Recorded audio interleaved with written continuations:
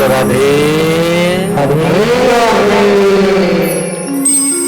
तो यज्ञ की सफलता तब मानी जाती है जब श्री हरि आ जाते हैं,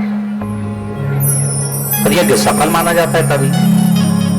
तो भक्त भी भगवान को बुलाने का उपक्रम करते हैं, और कंस भी भगवान को बुलाने का उपक्रम कर रहा है। तो भाय कुभाय अलख आलस हो, और नाम जपत मंगल दिशि दस हो।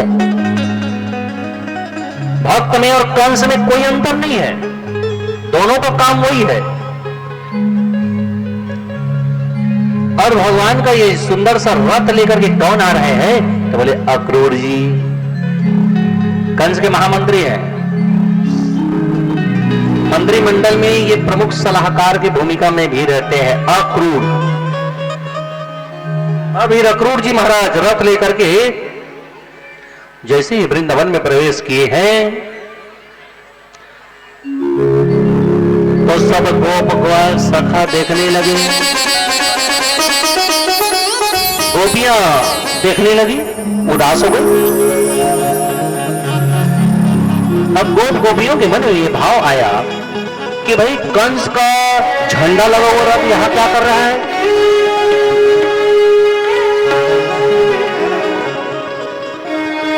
अब उस रथ को ध्यान से देखे तो इसमें अक्रूर को देख लिए, कंस महाराज का महामंत्री हमारे नगर में क्या कर रहा है?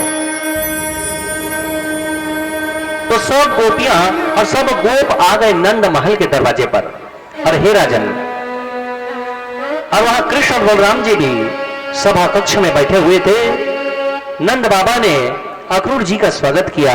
आइए अक्रूर जी, आइए विराजिए, नंद भवन में आपका स्वागत है। कहिए किस अवसर हेतु आपका आगमन हुआ है? अक्रूर जी कहने लगे, हे नंद बाबा, हमारे कंस महाराज ने बहुत ही बड़ा धनुष यज्ञ की रचना की है, और उस धनुष यज्ञ में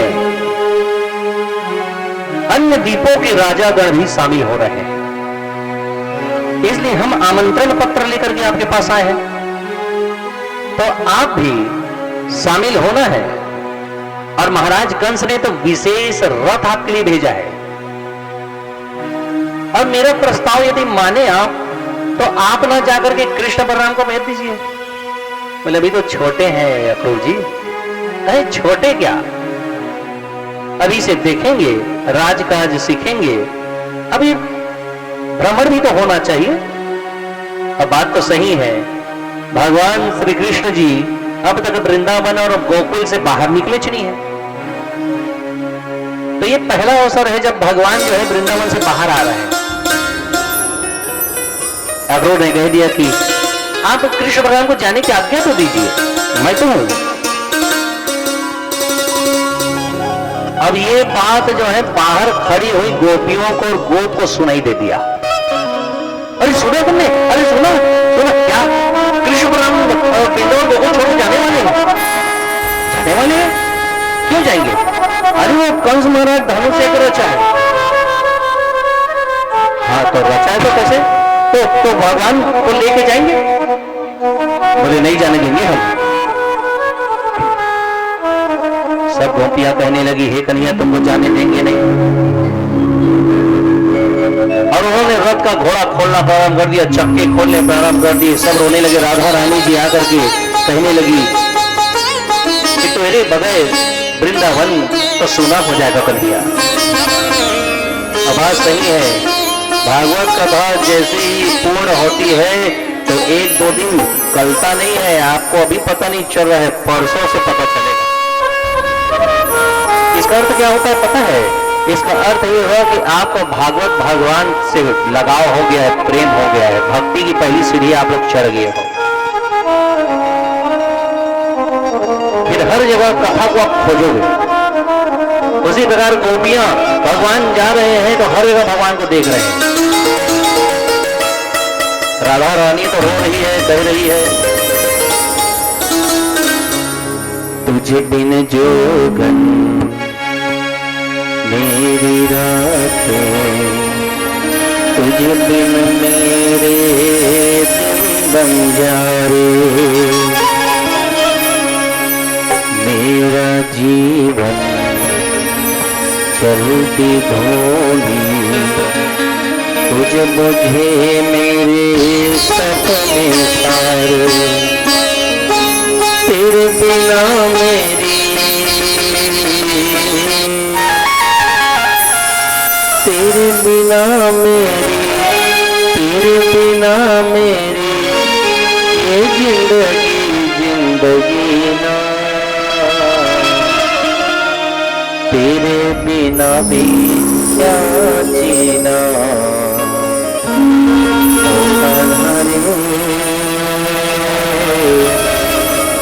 तेरे बिना भी क्या जीना।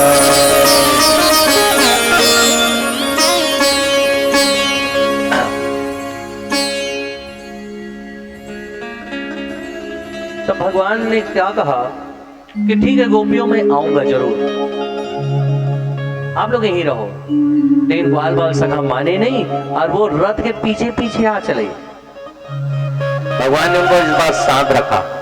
अरे राजन परीक्षित, त्रेता युग में जब यही राम जी बन करके अपनी अयोध्या को छोड़ करके जा रहे थे तो अपने अयोध्या वासियों को भी सोता हुआ छोड़ करके चले गए थे यही भगवान।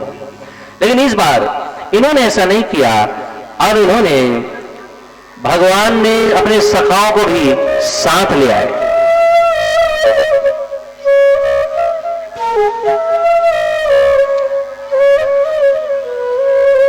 और सभी गोप ग्वाल सखाओं के साथ में ये भगवान श्री कृष्ण आ गए हैं मथुरा में, और यहां आते ही नगर के बाहर उतर गए। अक्रूर जी कहने लगे कि आप चलो मेरे साथ। कृष्ण कहने लगे हम तो नगर की शोभा देखते हुए जाएंगे अक्रूर जी, इसलिए आप अपना रथ ले चलिए, हम नगर भ्रमण करते हुए वहां पहुंच जाएंगे। आ जाना है जी, अवश्य आएंगे। अब यहां तक आए हैं तो पूरा यज्ञ को पूरा करके ही जाएंगे, अब अधूरे में थोड़ी जाएंगे। लेकिन हम जो कार्य प्रारंभ कर देते हैं उसको पूरा करके ही रखते हैं। अब अक्रूर जी को विदा कर दिए। अब भगवान श्री कृष्ण जी बलराम आदि सखाओं के साथ पहुंच गए हैं नदी के तट पर।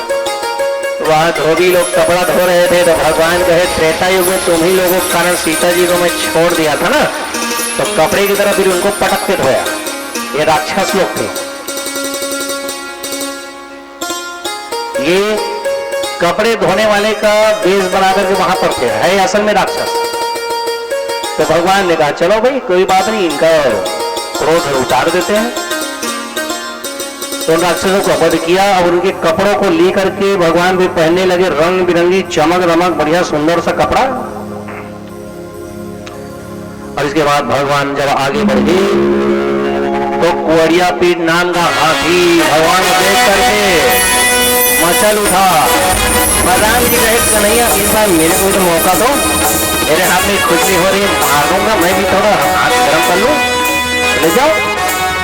कुवड़िया पीठ नाम का हाथी आया, बलराम जी को सूंड में लपेटा तो भगवान बलराम जी ने एक हाथ से हाथी का सूंड पकड़ा ऐसा घुमा दिया और पटक दिया, वहीं पर धराशायी हो गया।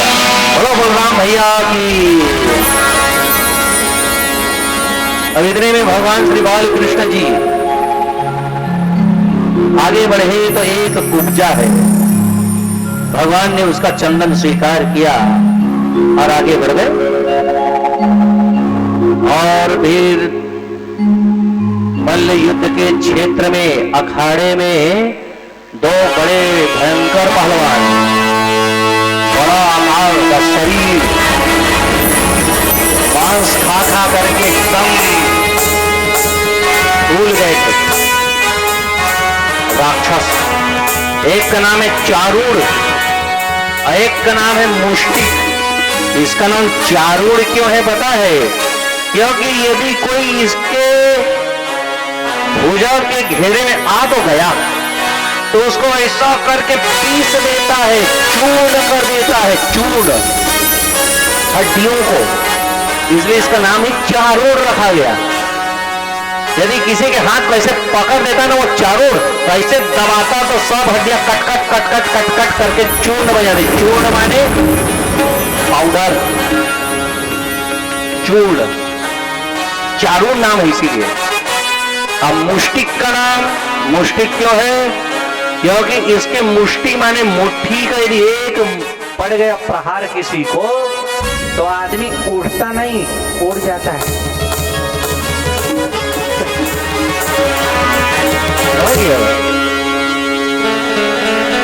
वो 2.5 किलो का हाथ नहीं था, 50-55 किलो का हाथ था। ये 2.5 किलो के हाथ जब किसी पड़ता है तो आदमी उठता नहीं, उड़ जाता है।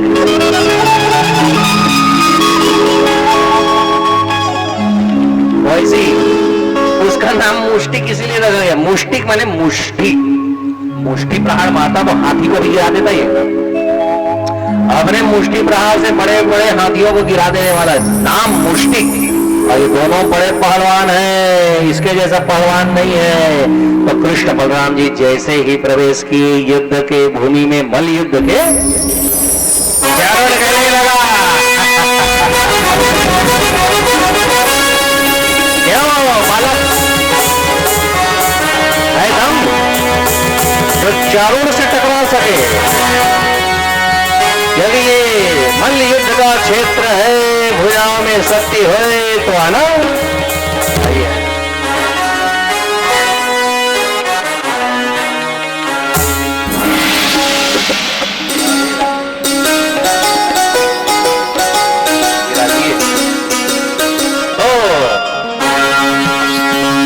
हृदय में मुष्टि आ गया।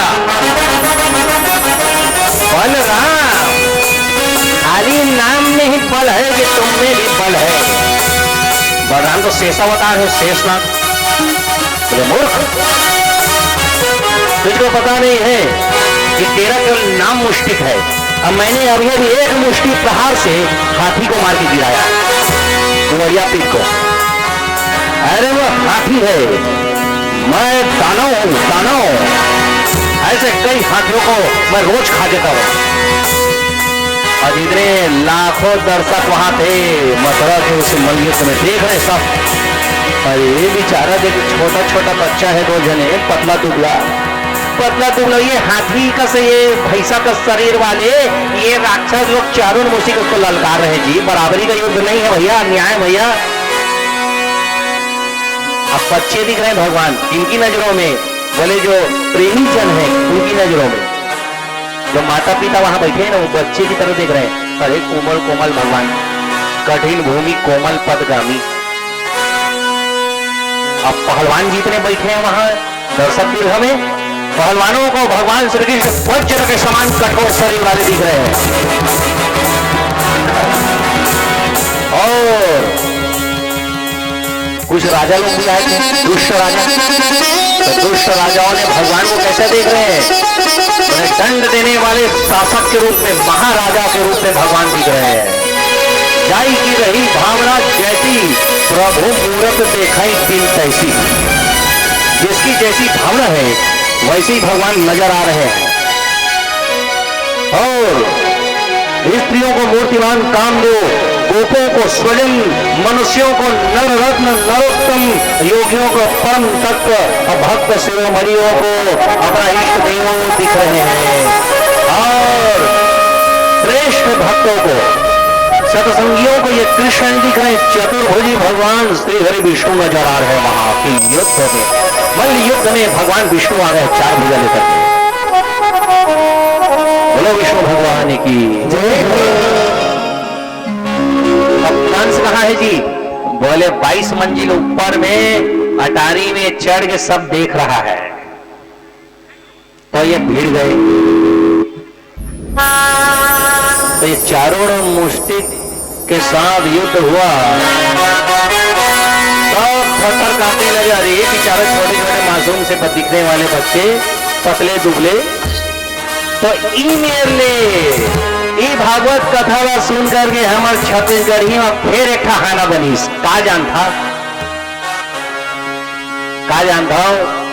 छत्तीसगढ़ी महाना बनीस, मुहावरा बनीस कि पातर देख के लड़ मत,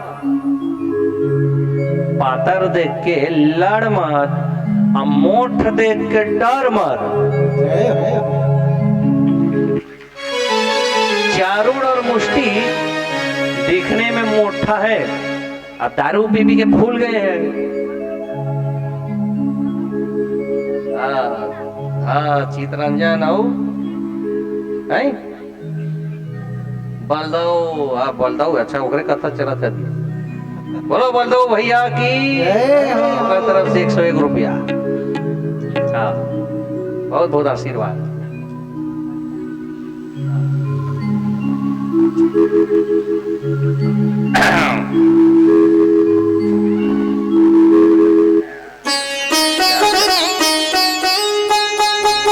तो कति में रहे हैं?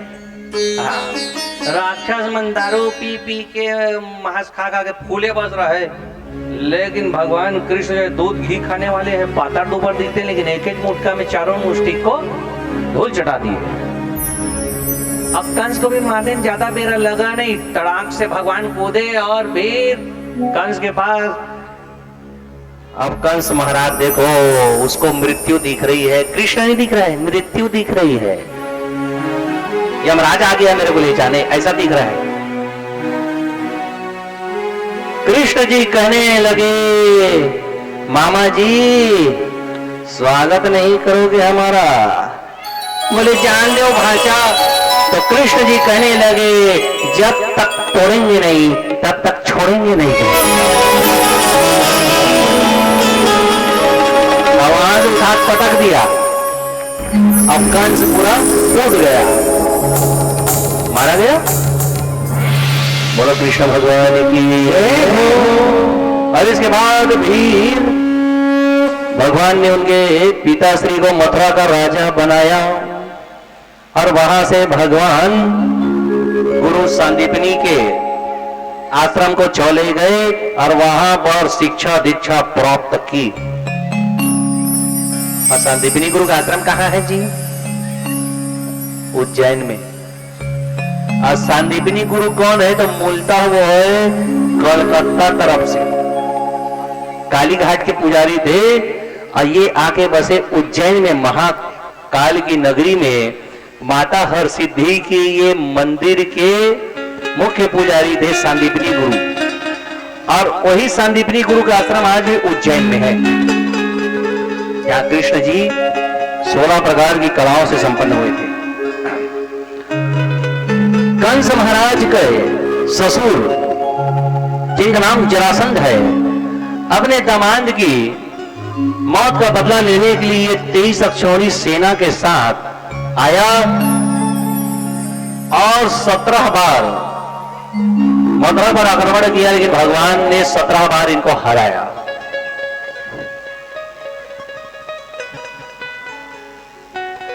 और हे राजन, 18वीं बार यही जरासंध काल यवन को लेके आया। तब बलराम कहने लगे, कृष्ण तुम ये जरासंध को बार बार छोड़ क्यों देते हो भैया? तो कृष्ण कहे, बलराम भैया आप जानते नहीं है, ये मेरा काम कर रहा है। कैसे?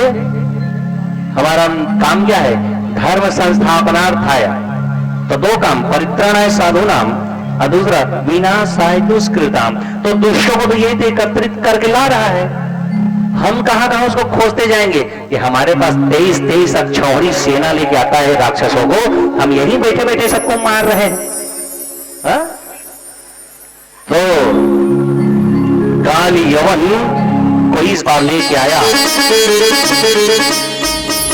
और मंत्रोच्चार ब्राह्मणों को बैठा करके, सिद्धजनों को बैठाने के बाद ये युद्ध पे आया था।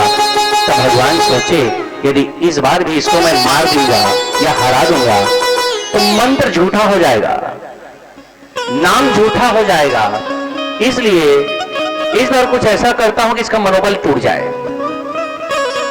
तो काल यवन को वरदान मिला था कि भगवान विष्णु का सुदर्शन चक्र भी नहीं काट सकता। तो भगवान श्री कृष्ण जो है मथुरा के किले से बाहर आए और काल यवन को कहने लगे, हे काल यवन, हे जरासंध, यदि मेरा प्रस्ताव आप मानो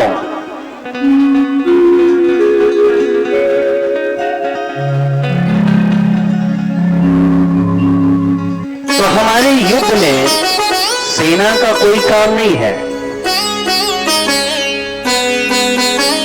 यदि चाहो तो द्वंद्व युद्ध लड़ा जा सकता है। काल यवन कहे, ठीक कह रहे हो, यदि तुम हारे तो मथुरा मेरी। ठीक है। और काल यवन और कृष्ण एक मैदान में आ गए और जैसे ही काल यवन नजदीक आए तो भगवान जो है दौड़ पड़े, भाग गए। काल यवन आश्चर्यचकित हो गए, ये क्या है, मैदान छोड़ के भाग रहे। ओ कहां जाएगा, क्यों भाग कन्हैया, ओ कृष्ण, क्यों ऐसा भी लीला को दिखाता है क्या। राक्षस चिल्लाया, अरे रण छोड़ के भाग रहा है, रण छोड़, कहां जाएगा रण छोड़। भगवान कृष्ण दौड़ते दौड़ते क्या कह रहे हैं, वैसे ये नाम भी पूरा नहीं है, कहने वाले को कहने दो। तो भगवान का एक नाम क्या पड़ गया राजन, रण छोड़ राय। बोलो रण छोड़ राय भगवान की। और भगवान ने इसको एक गुफा में ले आए। मुचुकुंद राजा जो आदिकाल से सो रहे थे, तो इनको भगवान ने आते उस मुचुकुंद राजा को अपना पीतांबरी ओढ़ा दिया। पीछे पीछे काल यवन आया और उसको कृष्ण समझ के लाते मारने लगा। तो मुचुकुंद राजा ये जागा और उसकी आंखों से अग्नि बरसी और काल यवन वहीं जल के भस्म हो गया। ये देख करके जरासंध भाग गया। और इधर भगवान ने समुद्र के बीच में द्वारकापुरी बसा ली और वीर कहलाए क्या, बोलो द्वारकाधीश भगवान की जय। अब जय घोष सुनाई दी तो माता लक्ष्मी जी जो पहले से आ चुकी हैं, ऐश्वर्य शक्ति आ गई थी द्वारकापुरी में। जो बाल्यावस्था में भगवान भेज दिए थे ना ऐश्वर्य शक्ति को, कल की कथा में सुने थे आप, तो ऐश्वर्य शक्ति जो आई तो द्वारकापुरी जैसा महल दूसरा है ही नहीं। तो यही रुक्मणी देवी लक्ष्मी जी तो है। राजसीद भीष्म को नाम विदर्पातिर्पतिर महान तस्य पंचाभवन पुत्रा पुत्रैकैश्च वरानना। ये साक्षात लक्ष्मी स्वरूपा रुक्मणी महारानी जी राजा भीष्म के घर में आई है। तो जन्म ली, बोले नहीं, प्रकट हुई है। कैसे कि राजा भीष्म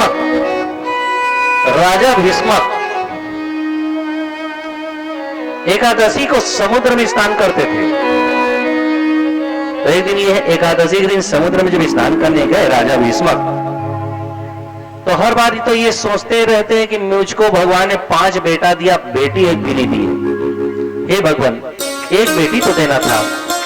तो यही रुक्मणी जी कमल के आसन पर बैठ करके आई छोटी सी कन्या के रूप में समुद्र से प्रकट हुई थी। बोलो रुक्मणी महारानी की। तो पिताजी की आज्ञा से इन्होंने द्वारकाधीश भगवान को खत लिखा था।